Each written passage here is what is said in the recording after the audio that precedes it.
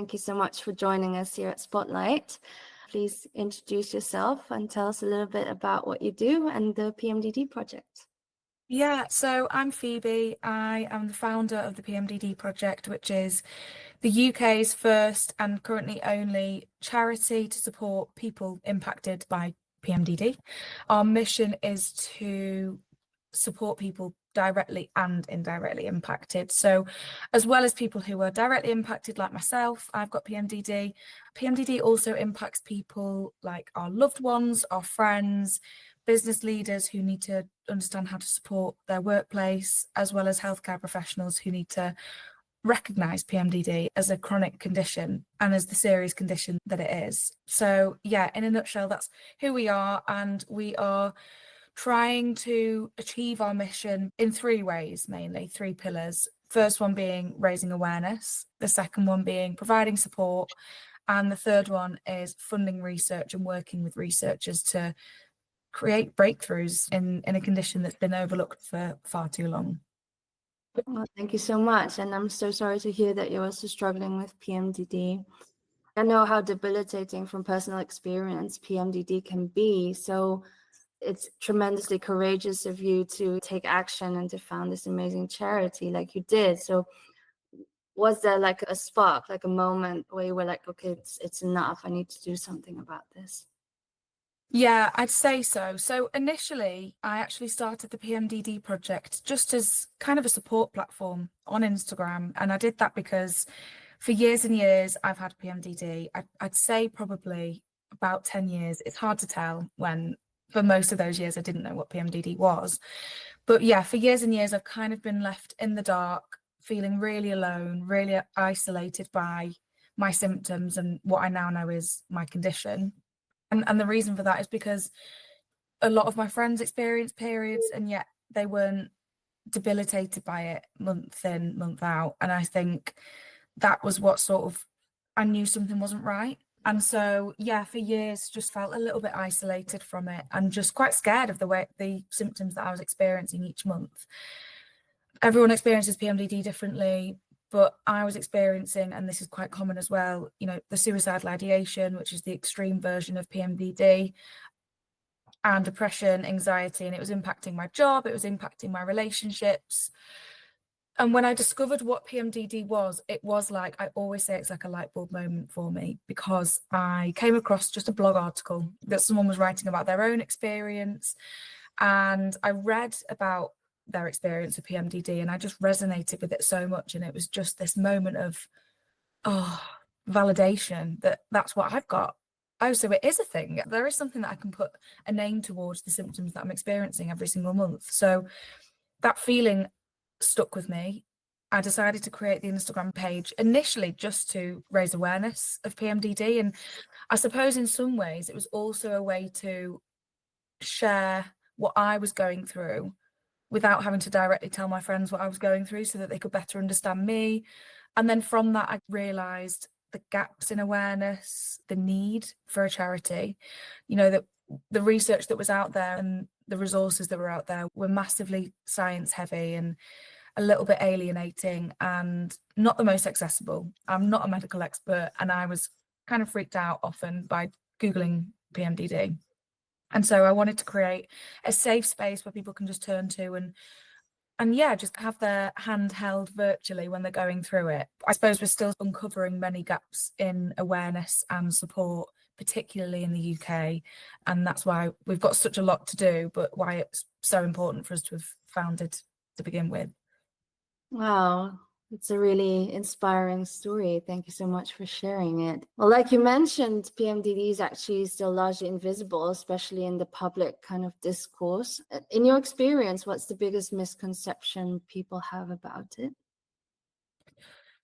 I think the biggest misconception probably is that PMDD is just bad PMS, so bad premenstrual syndrome. I think people, and honestly some healthcare professionals as well, still think it's just moodiness, it's just that time of the month, it's just an overreaction, rather than it actually being a hormone-related chronic disorder that can be completely debilitating and can actually be classed as a disability. And I think that misunderstanding is so dangerous because it leads to minimization. It leads to delayed diagnosis, which recent studies have shown that on average it's about 12 years to receive a correct diagnosis. So that definitely plays into it, and just leads to the wrong kinds of support or treatment. And yeah, like I said, I suppose it affects relationships, it affects careers, it affects mental health, and it can be debilitating to the point where people are taking their lives. So it shouldn't just be recognised as just that time of the month and they're just being a bit moody. It's a serious condition that needs to be taken seriously. Yeah, you're very right about that indeed. And as you mentioned, one of your PMDD project's core goals is getting it into the UK medical curriculum and also getting researchers to focus on it more. What kinds of obstacles have you encountered in trying to make this happen? And what progress, on the other hand, are you most proud of so far? I'd say one of the main points of resistance is that PMDD, it's not widely acknowledged as a priority within medical education from the beginning. And I think that's where it needs to begin. In order for us to get the right support, GPs shouldn't be to blame. You only know what you know, and if they're not taught about it, then how can they be expected to know every single condition? And there are so many. But because it's not a priority within medical education, and because it's not part of the curriculum in medical school, that really causes a lot of friction, and it's massively under-researched. It's more often than not misdiagnosed. I think there's just a lack of urgency to it, despite the fact that it impacts roughly 1 in 20 individuals. I'd say probably more than that, just due to lack of awareness. But despite that, it's still not an urgent matter. And I think the curriculum is already massively overloaded. Like I said, there are so many conditions out there. So adding anything new to that requires serious advocacy and evidence as well. So there's a long way to go. But I think what I'm really proud of is we're starting to shift the conversation, and you've got to start from somewhere. We've begun engaging with clinicians and educators who do recognise there's a gap and they want to work with us. And we're building trust as well in creating accessible, evidence-based resources that are being shared amongst healthcare professionals. And that's a great start. It might be early days, but I think every conversation that we do start, every workshop or training session, or every conversation we have and that we contribute to, is a tiny step towards a massive systematic change. So I think the fact that people are asking us for guidance is a huge milestone in itself. Oh, really great. You can be really proud of the progress you've made so far, for sure. And with the PMDD project, you've created a space where people can feel seen and supported and validated. What kind of role do you think peer support and community play in managing PMDD? I mean, you've touched upon how it has helped you, but can you expand a bit more on that? I think with women's health conditions as a whole, I think we're really far behind in terms of getting the awareness and the support that we deserve. And I think that's because women's health conditions, menstrual health issues have always been a really taboo subject that we don't feel able to talk about. And it is an awkward conversation for many. And it just shouldn't be. Experiencing a period is a natural and really lucky thing to experience. And conditions come with that as well. And I think us talking about that shouldn't be scary. And I think by creating a community or adding to a community where people feel empowered to talk about their conditions that they shouldn't be ashamed of, it means that more people are coming together, talking about something important, but then actually being heard. Because I think the more people that are behind you and rallying you, the more they're going to have to listen to what we're saying, and they're going to have to take it seriously. So I think community is a huge thing. But in the same breath, I think also just having someone to turn to as well in your time of need, and when you're feeling desperate and when you feel like nobody understands. Because for so long, I think people have felt misunderstood, and they still continue to feel misunderstood. There's only so much understanding there can be if you don't experience those symptoms yourself. So I think being able to tap into a community of like-minded people who get it is just one of the most rewarding and empowering feelings. It's so important, I think.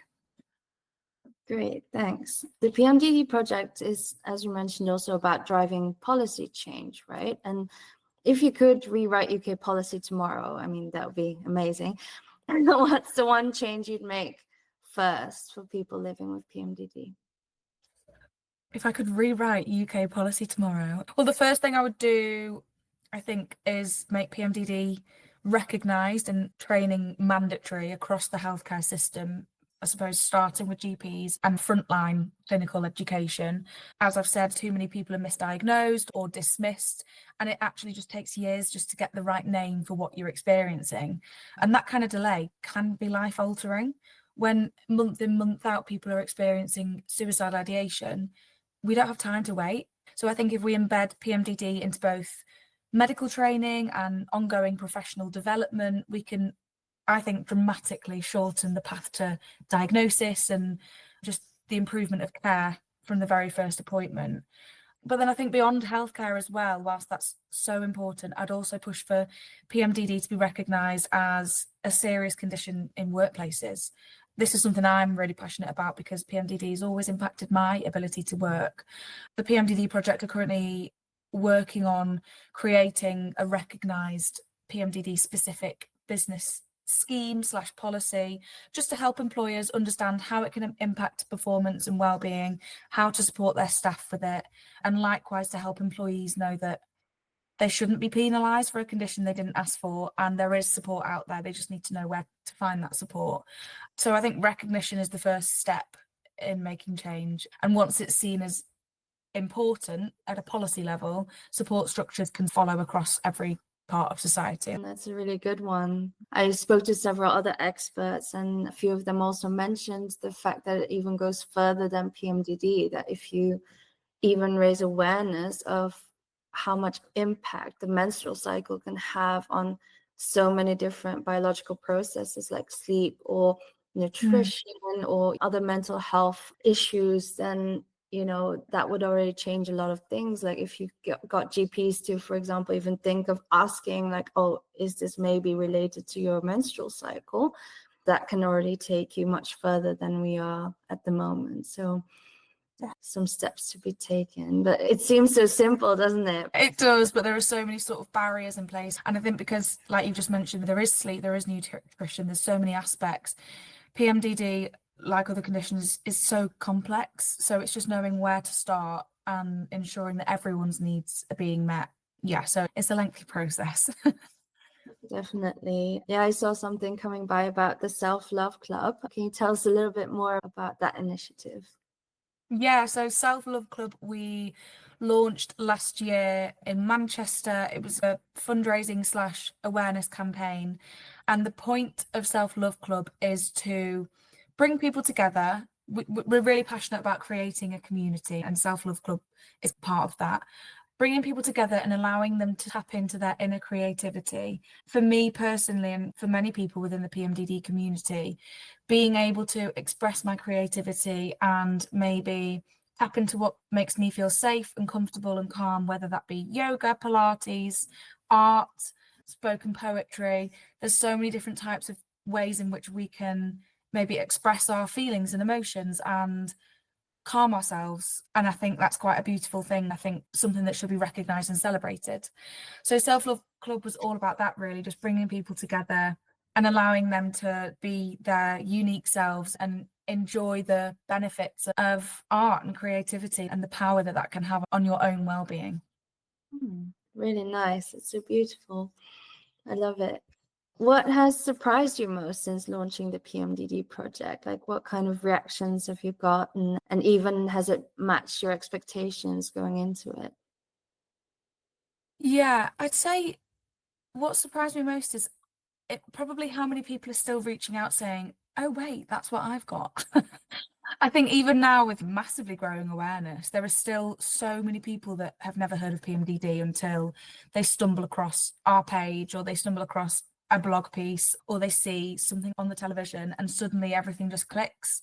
I think that just tells me how far we've got to go in getting PMDD recognised, but also how vital our work is, because I dread to think how many people are out there living with this condition in the dark, experiencing this month in, month out, and it can be 2 weeks of the month that they're experiencing this and not knowing what it is, so therefore not getting the help that they deserve.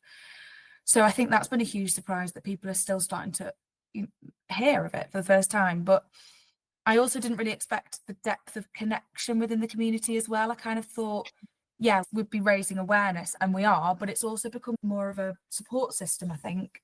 I think people who have felt alone for years are finding words for their experience and realizing that they're not broken, that it's not their fault.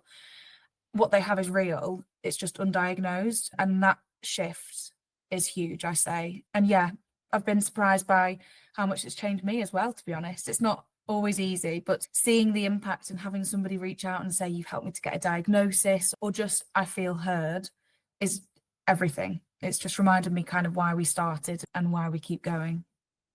Okay, so that's kind of related to my next question, because founding a charity like this is, of course, a huge undertaking, like both emotionally and logistically. And what keeps you going on those days where you're like, well, nothing's ever going to change and it's just too much?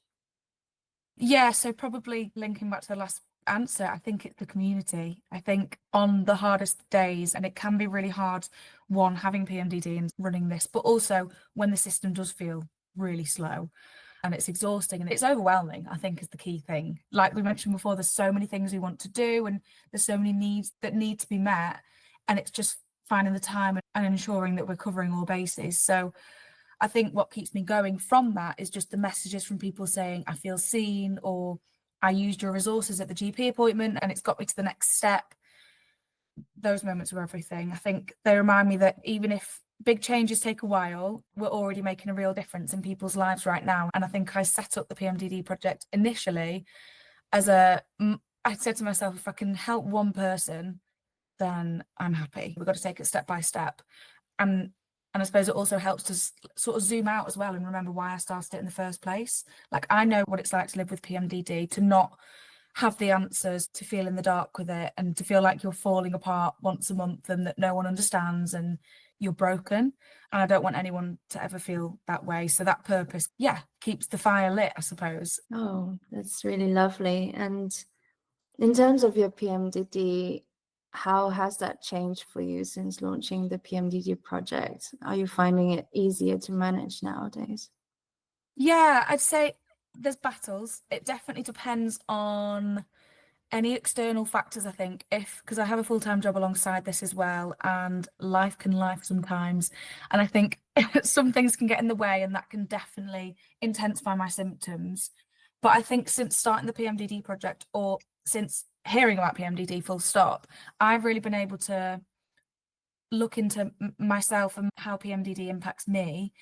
And from that, been able to really nurture my body and my needs. You know, it's a trial and error thing. There is no cure. And like I said, there's definitely months that are harder than others. But I've learned to be kind to myself, slow with myself. I've learned maybe what triggers me, what I shouldn't be putting in my body, and what's going to make me feel good or help reduce the symptoms as much as possible. So I think, yes, since starting this, I've definitely recognized my condition. I think even if I didn't have PMDD, having this level of awareness of my menstrual cycle and just what works for me and what makes me feel good within is like really important. And I'd recommend anyone do it that doesn't have PMDD. Yeah. Nice. And concretely speaking, like you talked a lot about expressing your creativity. Is that one of your coping strategies when you're struggling with PMDD symptoms as well? Yeah, definitely. I always think that tapping into sort of physical health is really, really important. And there's a massive link between that and your mental health. I think one thing that I've really learned since understanding PMDD more and doing research into it is to not be so hard on myself on the weeks that I'm feeling so fatigued and debilitated by PMDD, to not overexert myself and just be kind and slow and practice yoga. I've just started doing that, and I can really reap the benefits because I'm not overexerting my body and exhausting myself and putting it into crazy mode. I'm just knowing when to say no to things. And yeah, I think definitely the creativity as well. Just giving myself time to read or do things that make me happy. And yeah, there's so many different ways that if I'm feeling a bit lost and a bit rubbish, I just know that I've got a list of things that I really enjoy doing and that make me happy and center me back to who I am and what I'm here for. And so tapping into that makes a big difference, definitely. Great. And you said before you set up the PMDD project as a way to tell your loved ones about PMDD without having to tell them directly. I mean, probably our listeners or watchers will not be able to set up a charity in order to tell their loved ones about their PMDD. How would you advise approaching that conversation?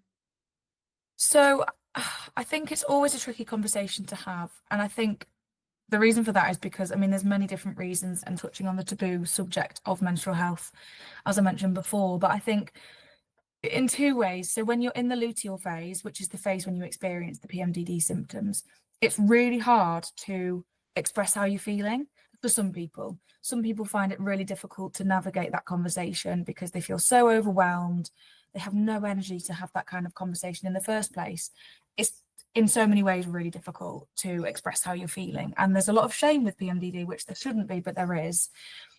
But then when you're out of the luteal phase, a lot of people feel that they don't recognize those feelings and those thoughts that they were experiencing during the luteal phase. So they can't advocate for themselves as well as they could, because it's hard to recognize who you are in the luteal phase. It's really difficult to be a great advocate for yourself sometimes and express and portray how bad it can get. So I think what I would advise is to refer to our resources. We've got loads of resources on how to speak to a loved one, resources that you can just give to a loved one, and it breaks down what PMDD is. It talks about all the different causes, all the potential signs to look out for if you do have PMDD or if a loved one has PMDD, and ultimately how to support a loved one. And I think just connecting with the PMDD community as well, reaching out to us if anyone needs a conversation. We're always happy to help with the narrative of how to have those kind of conversations. And that doesn't just extend to loved ones, that extends to your managers as well, which I think it's really important to have those conversations. It's difficult, but really important too. And so we're here to support with finding the right way to go about that you're comfortable with, because ultimately it's up to you. However much you want to share, however much you feel able to share, is entirely up to you, and we're just here to guide you in the right direction. That's really nice. That's really great of you to share that. I'll make sure to link all the resources as well in the article and everywhere where we're sharing this interview. So thanks a lot. Yeah, as a kind of last question, I'm just curious about where you see the future of the PMDD project, because being based in the Netherlands, I can see the need for a charity like that, an organization like that as well over here, because I experienced exactly the same thing as you did. I felt really isolated. I didn't feel like anyone understood what I was going through, and having had bad experiences with healthcare providers as well. So do you see the PMDD project expanding internationally, for example, as well? I think that would be the dream, definitely. I think because it's a year since we founded, a year this month since we founded, and the further we go on, I think the more we unpack in terms of the issues in the UK healthcare system. So there's a long way for us to go in terms of breaking those issues and trying to tackle the solutions. But definitely, I think PMDD is a worldwide condition. It's a global condition that impacts millions and millions of people. And what works for us will definitely work for other people as well. And hopefully, if we start making some noise in the UK government and healthcare system, then that will hopefully transpire to other areas too. And if we can support worldwide, that would be the absolute dream. Definitely, it's 100% something we've already discussed as a charity, and something that we definitely see happening in the future. All right. Well, great. Lastly, I think this is not really a question, but I suppose there's a question actually. How can watchers, readers, listeners at Spotlight support you and the PMDD project? So just continue to raise awareness of PMDD. That always helps. Give us a follow on Instagram. That helps too. And we are funded solely by supporters and donations. So if people are able to support by fundraising or donating to the PMDD project, it would be massively appreciated. And always just giving us continuous feedback as well, reaching out to us. And if anyone has any questions about PMDD, we're always happy to discuss PMDD and learn more. We're always learning. And if maybe someone sees our resources and there's something on our website that is missing, then we're always open to criticism and feedback, additional ways to help people. So yeah, just having that conversation with us would be massively appreciated. All right, great. That's it from my side. Is there anything else you'd like to add? No, just thank you so much for helping to have this kind of conversation and for inviting me onto Spotlight. Thank you so much. Well, thank you so much for taking the time. It was a lovely conversation.